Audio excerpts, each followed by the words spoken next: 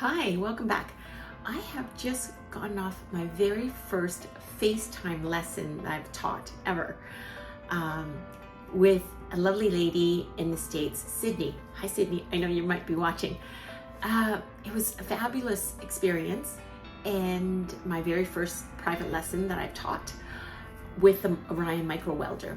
And Sydney operates a business, and she makes permanent bracelets as part of the offerings of her salon. And she's been struggling with sometimes the jump rings after it's been welded for them to break off later on with wear. And she was quite concerned about that. This apparently is very common, and it only took a while for us, very short period of time, to rectify. And there might be just one or two things that keep us from making sure that it is properly welded and secure. So I had taken notes. I really enjoyed the experience, but I thought here you might learn something from that. So I hope you're going to enjoy the short lesson video that I'm about to show. So I'm going to slow this video down and focus on some of the things I covered with Sydney. She was using, to start with, she was using pliers like this, one side. These round ones are okay for wire wrapping, but it doesn't give you as much grip. I would say use these chain nose pliers, the flat ones. Shorter the better. Some needle nose doesn't give you much control. And the other thing is, when closing jump ring, like I was saying, you should pivot this way. It's really important that there's contact. You close this way. As you do that, move the jump ring close and make sure that you're forcing them to touch. And the other thing is, when you are closing jump ring, sometimes you think there's a gap and you try to push this way. Problem is, hardened jump rings, especially, you don't close it that way. It goes in and it just bounces back a little bit when you're trying to do that. Much better to go pivot in and pivot out so that it's almost crisscrossing to a point where it's sliding and you have to use a bit of force. So that it's forcing it together to touch. Okay. The other thing is, again, so even though you could see it this way, and I'm going to focus, that it is closed, but you look at here, I'm going to get it closer to you, see if you can see it. There's very little space there's very little that's touching, because it's like this. From here, it looks perfectly fine, but here, only half is touching. That over time, it's a little bit weaker, and you want as much contact as possible. Good contact. Okay, so now, the other thing is, you can clip it here so that way you have more visual clearance. But in fact, the closer to the seam is better, but you don't want it so close that when you weld, it gets welded together to the ground, the alligator clip.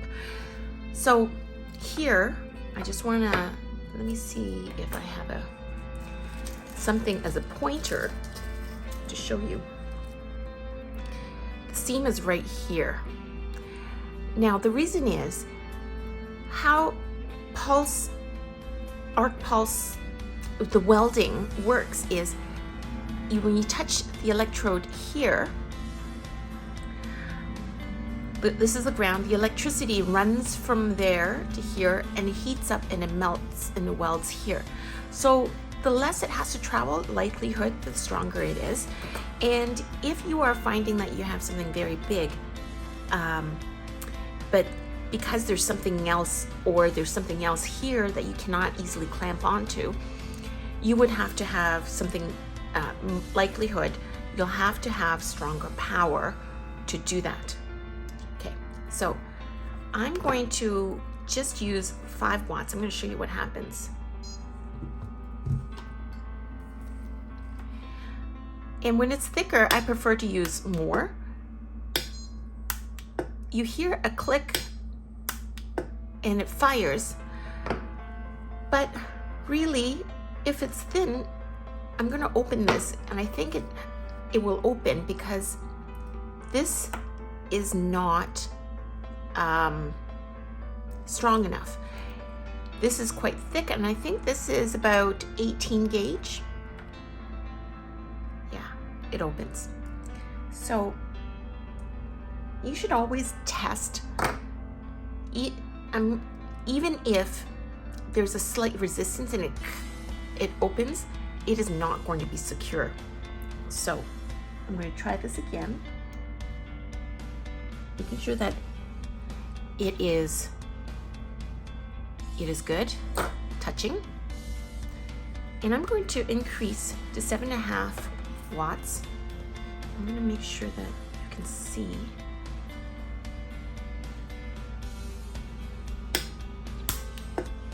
Okay, so that time I'm fairly certain it's fired, and if you can see the seam still very clearly, chances are it is not secure. When it is welded bonded, you actually do not see a clear seam. It is together. So I'm just going to try to see if I can crack it open. So hold on to one.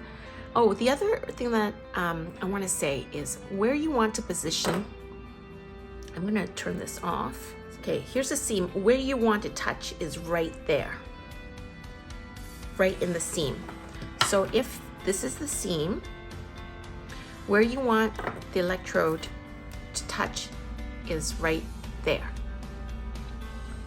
You don't touch the side. Sometimes you can't see it because it's very, very small.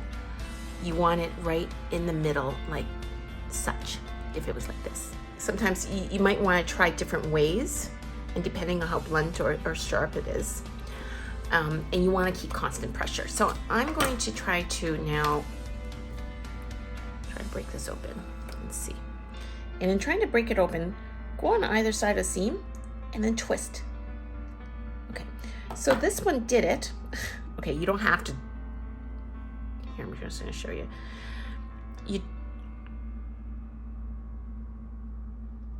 You don't have to twist this much, but you see, even though the whole thing is twisted, this did not break. You don't have to do it to that extent, but what you should do is wiggle it and see if it can be broken. I'm going to do that again. This is a seam. Even though it looks like it's tight, it isn't. Always take your time. When you are opening, push it further in. And then when you bring it back, the two sides need to rub together. Then you know for sure. You can actually feel it in your pliers. Okay. So I'm going to try to do it on this side. This. Okay. And I'm going to press play. It's at 7.5.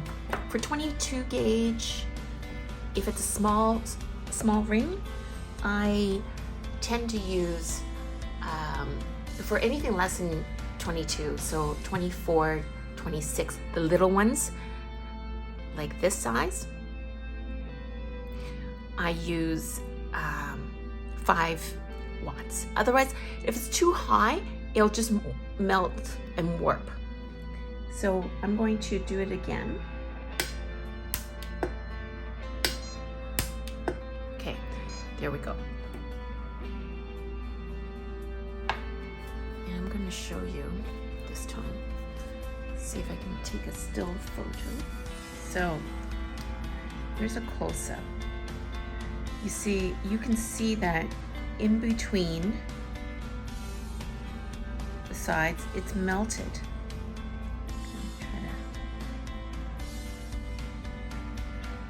You should always check to see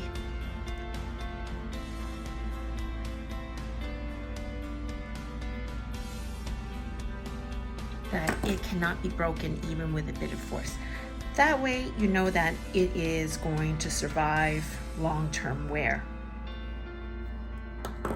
Okay, so as always, I like to do a bit of fun experiment, and I better be careful. And I would suggest you wear glasses, safety glasses. What I'm gonna do is I'm gonna put on 20 watts and see what happens again. Woo! Okay. I don't know. I giggle every single time, but I want to show you what happens, why you don't really want to overfire. You see, it's totally warped. And this is I think this is an 18 gauge ring. So it's warped. It is secure. But I have done it where with 24, it just melted the whole thing into like it's unrecognizable ring. So you don't want to overfire. You want some. So you don't want to overfire. You want something that looks nice. And I'm going to show you one that I have soldered.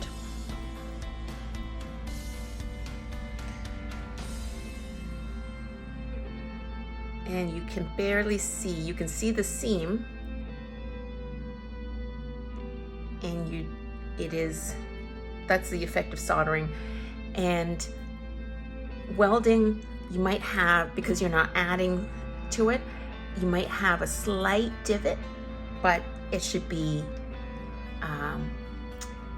it should not be like this. It will just look like a closed ring, and maybe it's slightly noticeable that there is a little spot.